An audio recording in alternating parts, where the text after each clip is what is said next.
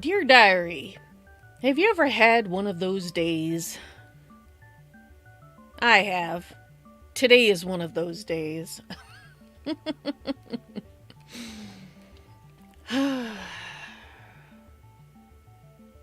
Right, so what this is supposed to be about is being zen and trying to reach the part of myself I buried long ago. I've been masking all my life. I have autism. And I found out this year... Was this year? Yeah. I found out this year I also have ADHD. And now that I'm getting some help with that, I'm starting to feel a bit functional again because, after 35, I started... My body and my mind just couldn't handle all the masking anymore, and things started to fall apart slowly over time and got worse, and well, now here I am. My name is SusieQ, and I have not been my real self since before I can remember. I used to think I couldn't remember my childhood much at all, and that's not the truth. I could remember it. Eventually. Because I suppressed most of it.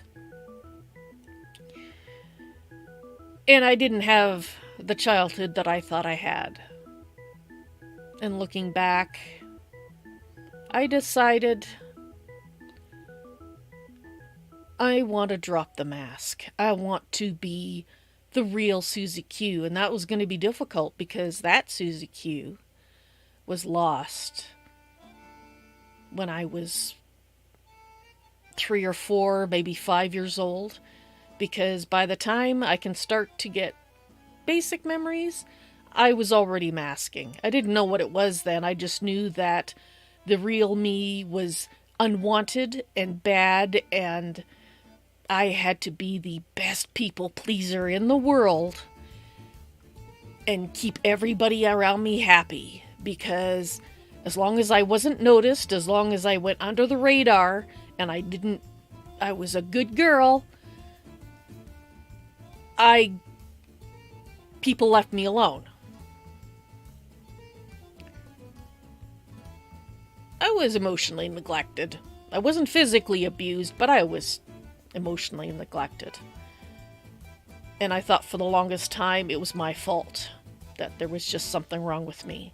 No, all my siblings had the same upbringing, I just didn't know it. I didn't know it until I talked to one of my older siblings about their childhood and found out that no, it wasn't me. It was my parents. So, you have that feeling where you love your parents, but at the same time you hate them for what they did to you? I used to just love my parents, because I didn't know what they'd done to me. Now I know, and I am so freaking angry with them. Unfortunately, they passed away some time ago, so I can only yell at their ghosts, which is not quite as satisfying, but at least I'm not hearing any excuses, because I heard enough of them growing up. So one of the things that is really important to me was my ability to experiment.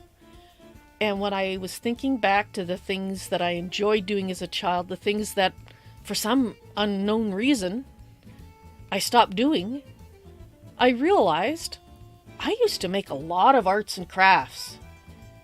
And over time, I stopped doing them.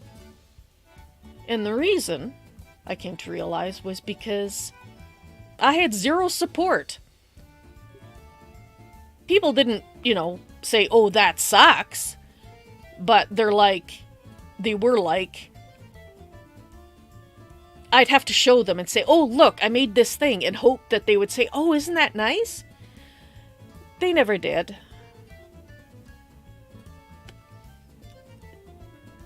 I'm not going to go into it all right now because I think I've done enough diary entry for the moment. But the idea is that I'm going to say to heck with the people that taught me things that were absolute bullcrap and made me mask all my life to the point that it really messed up a lot of my life and a lot of my relationships, because I just did not know that I wasn't broken intrinsically. I had been broken by the way I was raised, or not raised, as the honest truth is. One of my older siblings told me after I graduated university, I think, it was around then anyway, that I raised myself. Like, speaking of me, SusieQ raised herself. I never understood what that meant until this summer, when I started to see my life for what it really was. And I realized how much I had chipped away at what I loved about life, to the point that I had no joy in life. My best days were neutral. I suppressed everything. I suppressed anger and disappointment and happiness and joy. It was all suppressed. And the Val that you've all come to know, which is also something I've come to realize, was actually the remnants of SusieQ that I was, and that's why I could live stream, and it wasn't as hard as I ever thought it would be. As an autistic person, I love live streaming. It's awesome. And I realized a few months ago that was because that was the closest way I could be to the real me that I've ever been able to do. Even when I was playing roles, I was pulling parts of me out, some of those suppressed emotions. And that's why my emotions were so authentic in my role playing, because they were. I was just resurfacing old emotions and applying them to a different situation. It explains a lot. Also explains why it was a lot easier for me to role play being angry or upset or tearful, and a little harder for me to role play feeling joy, because while I have felt joy, it's not very often. And the last time I felt a lot of joy was when I was a child, when I lost it. So, what I'm going to do is I'm going to start making the crafts that I enjoyed when I was a kid and that I stopped making because I felt like, well, nobody's saying it's good, so it must all suck. And over time, over various artistic activities, it slowly crushed my spirit. Because everybody likes to have a loved one say, "Oh, that's an awesome picture. Could you draw me one?" Or buy me a pack of paper, or construction paper, or sparkles, or something that was relevant to what I had showed them as a gift. I never got any kind of that. I used to draw. I used to do what I now realize was artwork with matchsticks and popsicle sticks, and I made these beautiful items, and I don't even know if I have any of them left. Because the last time I made that kind of physical art that wasn't edible was when I was about 13. After that, I only made things that, even if they were ugly, could be used. I decorated cookies for 3 or 4 years. And I got pretty dang good at it, too.